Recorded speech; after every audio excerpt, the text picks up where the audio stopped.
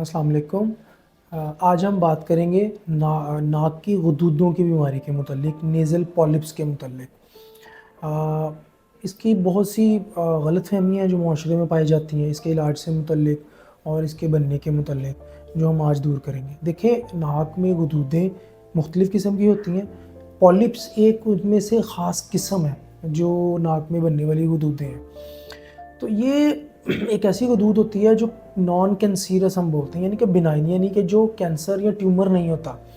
इसके बनने की बहुत सी वजूहात हैं, जैसा कि एलर्जीज़, आपको मिट्टी, धुएँ से या किसी चीज़ से एलर्जी हो, आपको छींकें आती रहती हों, अक्सर नाक बहता रहता हो, या फिर नाक की हड्डी का टेढ़ा होना जिससे हवा जो नाक से गुज़रती है उसका स्ट्रीम लाइन फ़्लो, यानी कि सीधा उसका चलना या बगैर ये डिस्टर्बेंस के चलना, जब वो बंद हो जाती है या उसमें डिस्टर्बेंस आ जाती है तो उससे ये बीमारी पैदा होती है। फिर एक बहुत इसकी कॉमन वजह है एस्मा, यानी कि दमे के मरीज़ों में नेज़ल पॉलिप्स, क्योंकि दमा भी बेसिकली एलर्जीज़ की एक फॉर्म होती है, तो उससे भी ये बीमारी बनती है। तो अब इससे बचाव की पहली बात तो ये है कि आप अपनी एलर्जीज़ को कंट्रोल में रखें। ठीक है, अगर आपकी हड्डी से आपको नाक बंद रहता है, अक्सर रेशा आता है, उसको कंट्रोल में रखें। अगर आपको एस्मा है, दमा है, तो आप उसको भी कंट्रोल में रखें। तो अब तीसरी बात आ जाती है इसके इलाज के मुतालिक। तो देखें, नेज़ल पॉलिप्स का हमारे मुआशरे में लोग ये समझते हैं कि होम्यो से इलाज करवा सकते हैं, हिकमत से दवाई से इलाज हो सकता है।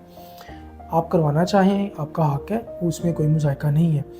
लेकिन हमने तजर्बे में देखा है कि लोग जाते हैं और वो वापस आते हैं, ठीक नहीं होते हैं। तो मेडिसिनल ट्रीटमेंट इसका है, लेकिन वो मुकम्मल नहीं है।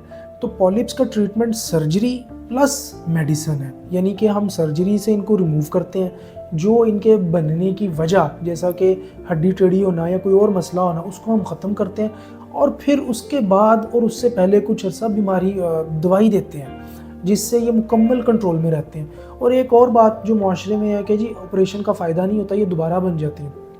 तो देखें, अगर आप डॉक्टर की बात मानें, बाकायदा इलाज करवाएं, तो इनके दोबारा बनने के 5 से 10% चांसेस होते हैं सिर्फ। यानी अगर हम 100 मरीज़ों का ऑपरेशन करें तो 5 से 10 में बनेंगे, और वो भी उन मरीज़ों में जिनमें साथ में कोई मसाइल हों, यानी बहुत ज़्यादा एलर्जीज़ हों उनको, या वो दवाई ना खा सकें, राब्ते में ना रहें डॉक्टर के साथ, या दमे वाले मरीज़ हों।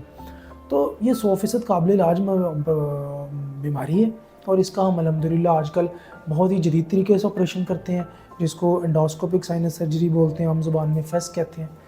तो मैं समझता हूँ कि इसके मुतल्लिक किसी भी किस्म की परेशानी के आपको नहीं ज़रूरत। अगर आपको इससे मुतल्लिक कोई भी मसला पैदा हुआ, फ़ौरन नाक कान गले के डॉक्टर से रब्ता करें और उसका इलाज करवाएं।